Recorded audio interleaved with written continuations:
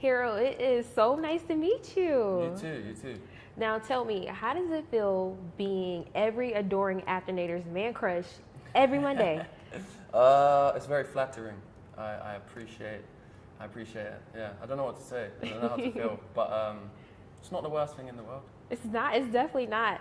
Since the release of After and the Afternators just embracing you so well, what do you say is the biggest thing that has changed about your life? My availability. Ooh. Yeah, I'm just busy now, I'd say.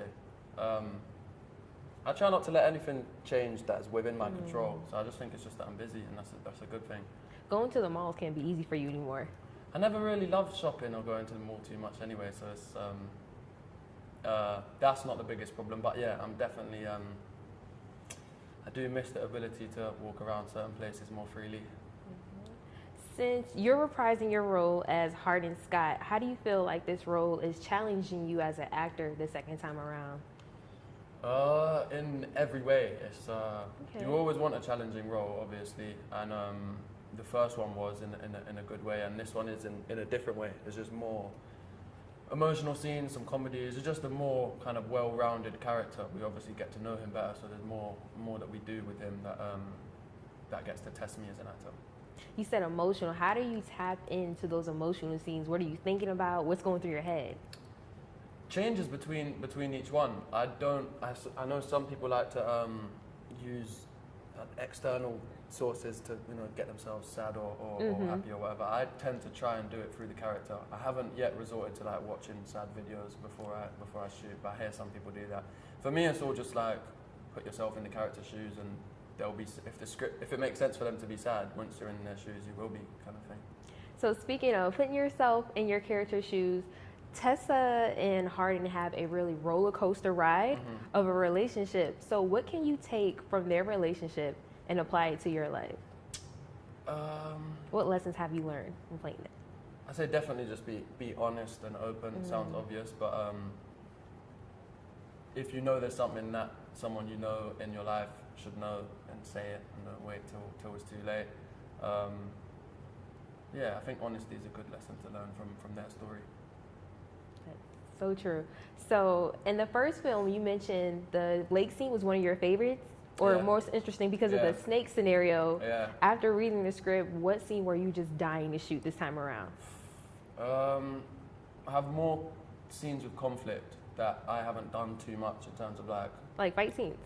I wouldn't even say fight scenes, but like that kind of thing where you have a stunt coordinator, and that stuff for me is always cool to learn because it's just different. You don't do too much of it. There are a lot of scenes I was excited for this time around, but I don't want to give anything away. But yeah, can you tell us where it's being shot at least? Where what's being shot? One of your favorite scenes. Where is it being shot? What am I yet to do? We shot one of my favorite scenes yesterday in the hotel room. It's the only scene it's the main scene with Tessa, Trevor, and Hardin, and obviously that dynamic's really fun to play with. I wish we had more scenes with the three of us. Okay, so now you're on set for about 14 hours a day. So when you leave set, how do you unwind? I don't think you need to. You just fall asleep quite quickly after long days. Yeah, I don't do anything after we finish. On a long day, when you work 14 hours, I just go home and I'm straight to bed, to be honest. And then I prefer to wake up earlier in the morning and do more.